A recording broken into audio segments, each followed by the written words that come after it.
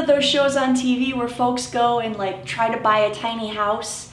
And have you ever found yourself thinking, well, how could you possibly have a child in that small space? Is there a way to combine adult-friendly furniture with child-friendly furniture? Is there a way to maybe get a little bit of extra seating in a small space? And what if I do have a child, but like, I want to rock them to sleep without using my arms because I want to do other things? Well, folks in the 1800s had that figured out.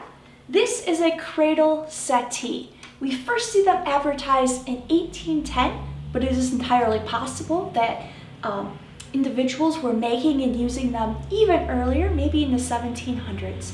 And they show up in catalogs, in literature, and popular songs of that time period. Ours was made between 1820 and 1840 with some restorations along the way before we got our hands on it a couple of years back. So, how do they work? Well, I'm sitting in the adult portion of the cradle settee, and I have Patsy Ann here. She is a recent acquisition here at the Birmingham Museum. We'll talk about her in another artifact short because she's got a really fun story. So we'll just pretend that Patsy Ann here is my child. Strong family resemblance between the two of us, mostly in the short arms. And so I can take her and I can place her behind this board here. And this will keep her from rolling off into the floor while I rock the bench with my feet and legs. And my hands and my arms are free, so I can read, I can write, I can sew, I can knit, I can peel potatoes, do whatever needs to be done while still taking care of my child and keeping them safe.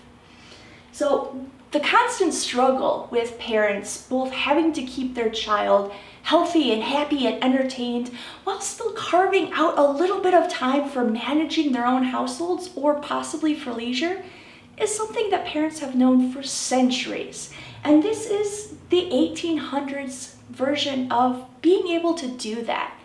And say what you want about technology, but I bet you the Prindle sisters, who first moved to what would become Birmingham in 1819 and married a lot of the other early settlers in this area, would have killed for an iPad to set their kids in front of for 5 minutes while they started dinner. Thank you so much for joining us for this artifact short here at the Birmingham Museum, and we'll see you next time.